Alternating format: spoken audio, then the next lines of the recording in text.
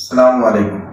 आज की ये वीडियो कारी उल कुरान हुफ्फाज के लिए है जो कि नमाज तरावी में कुरान मजीद सुनाएंगे। अक्सर जगहों पे देखा जाता है, बाज़ तकरीबन ज़्यादातर, कि 180 की स्पीड रखते हैं। अगर इनका बस चले ना 240 तक भी जाए। भाई मेहरबानी करो, क्या कर रहे हो आप? कुरान को ऐसा तरीके से पढ़ो, तजवीद के साथ पढ़ो। तो आप लोग इस तरह स्पीडें लगाई होती हैं, इस तरह लगाई होती है। भाई क्या है, आप लोगों को क्या मसला है? आप क्या करना चाहते हैं? आप लोगों ने मुकाबलेबाजी शुरू की होती है कि हम जनाब, उसने अगर इतने मिनट में ख़त्म किया है तो मैं बस 30 मिनट के अंदर ना 20 तरावी एक साइड पे करूँगा। भाई ये काम अच्छा नहीं है, ये ख़त्म करें। नमाज तरावी अच्छे और ऐसे तरीके से पढ़ाएं। देखिए, रमज़ान मुबारक का महीना साल में एक दफ़ा होता है, उसमें 20 तरावी कितना टाइम लगता है?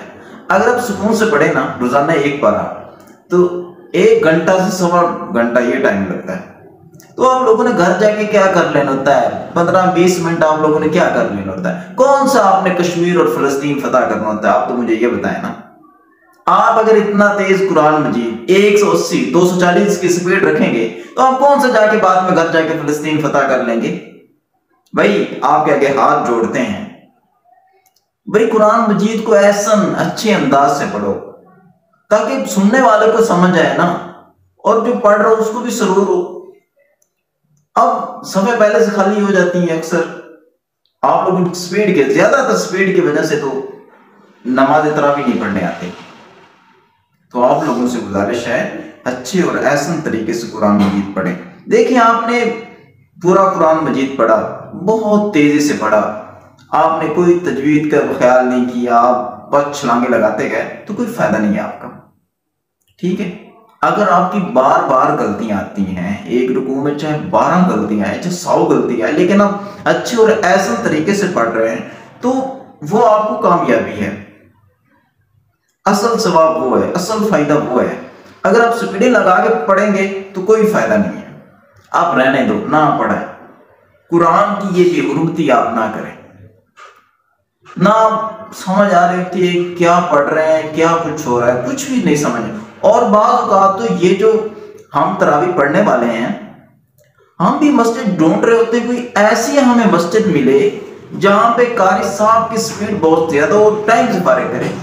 जालिमों, तुम लोगों ने क्या कर लेना होता है जाकर? आप लोगों को मुझे ये बताओ ना, आप एक तरावी नहीं पढ़ सकते, बाद में तुम लोगों ने ड्रामे देखने होते हैं, फिल्में देखने होते हैं, टिकटॉक देखनी होती है, फेसबुक देखनी होती है, और तुम्हें शर्म नहीं आती? कुरान मजीद सुनते हुए तुम्हें शर्म आती है? जालिमों, कुछ तो खुदा का खौफ करो। इतने अंधे हो गए, इतने तुम्हारे अंधे अकल हो गए। बच्चियों से बातें करने के लिए तुम्हारे पास रात को 3 बजे तक टाइम होता है, और नमाज तरावी पढ़ने के लिए तुम्हारे पास 1-1.25 घंटा आप नियत से नहीं निकाल सकते।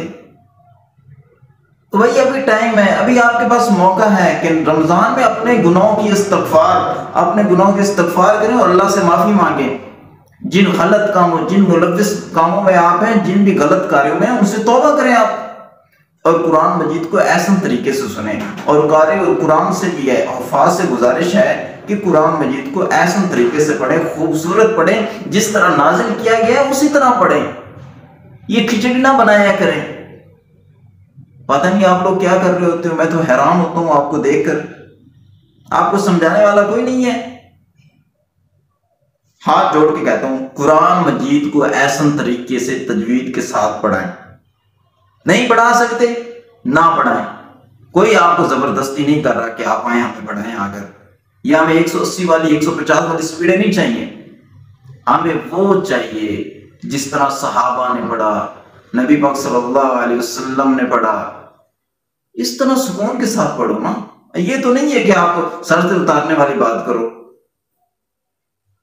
जिस तरह घर से लड़के आए होते हैं ये लोग। तो ये जालिम ना बनो।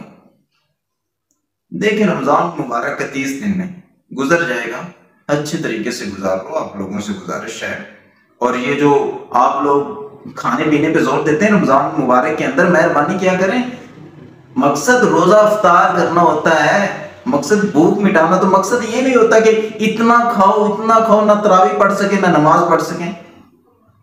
तो इतना खाओ कि आप लोग सुकून के साथ नमाज तरावी पढ़ें, ठीक है, और अपनी इबादत शौक से करें। अगर आप ज्यादा खा लेते हैं उधर ही पे लेट जाते हैं, अब तुम्हें फरिश्ते तो उठाने के लिए आएंगे नहीं। भाई अपने हाल मेहरबानी करो, कोई खुदा का खौफ करो, ये जालिम मत बनो, ये बनना छोड़ दो। अल्लाह से डरो, अभी वक्त है तुम्हारे पास।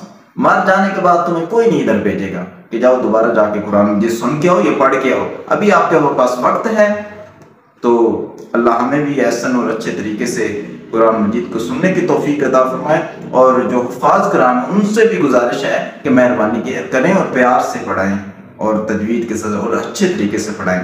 अल्लाह हमें अमल की तौफीक